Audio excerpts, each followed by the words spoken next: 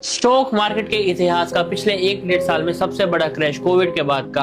हमारा मार्केट आज 500 point down नीचे बंद हुआ। निफ्टी, बैंक निफ्टी की तो आप पूछो ही मत, 2 से 2,500 पॉइंट वो डाउन नीचे बंद हुआ। सेंसेक्स हमारा 1700 पॉइंट डाउन नीचे बंद हुआ। सारे के सारे जो हमारे इंडेक्स है 2 से 2.5% के बीच में जो है एंड अप हुए। एंड सबसे बड़ा रीजन, सबसे ज्यादा सेक्टर क्या गिरा, क्या न्यूज आई, मैं आपको बता देता हूँ। विद रीजन बताऊंगा, ध्यान से सुनना, शेयर करना जो इन्वेस्टमेंट या ट्रेडिंग करते हैं। सिंपल सी बात है, आरबीआई की तरफ से एक न्यूज आई थी कि हर बैंक को, जो भी इंडिया में बैंक है सारे के सारे, उनको फोरेक्स की जो पोजीशंस है, जो यूएसडी में उनकी पोजीशंस होती हैं ऑनशोर या ऑफशोर, उनको जो है $100 मिलियन तक ही रखनी है, उससे ज्यादा नहीं रखनी है। तो मतलब जिनकी ज्यादा पोजीशन थी, मान लो जो बड़े बड़े बैंक है, लाइक कोटक बैंक हो गया, आपका एचडीएफसी हो गया, आईसीआईसी हो गया, तो इन बैंक्स के अंदर जो बड़ी पोजीशंस होंगी तो उनको अनवाइंड करना पड़ेगा, कम करना पड़ेगा। इससे बैंक पे प्रेशर बढ़ा।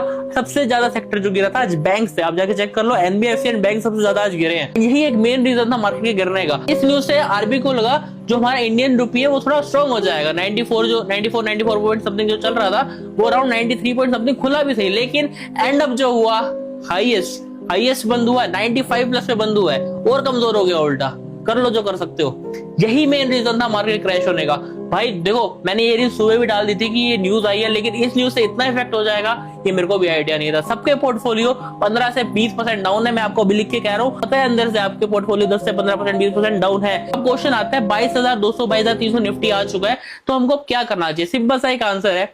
देखो, हर कोई बाय ऑन डिप बोल रहा है, मैं कहता हूँ जब तक ये वॉर की सिचुएशन है ना, ज्यादा एक्यूमुलेट मत करो। हल्का हल्का 5% कैपिटल डाल दिया, 10% वो डाल दिया, मतलब ज्यादा मत डालो पैसा, ठीक है? धीरे धीरे हल्का हल्का बढ़ जाए तो छोड़ दो, क्या दिक्कत है? आपकी पिछली इन्वेस्टमेंट को तो एवरेज हो रहा है ना, थोड़ा थोड़ा।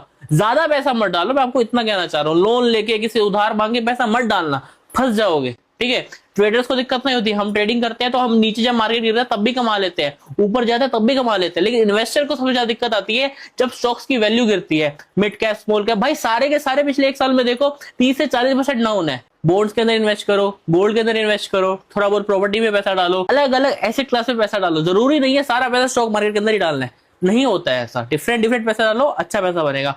एंड ये उन लोगों को जरूर शेयर करना जिनका पोर्टफोलियो अभी भी लाल है।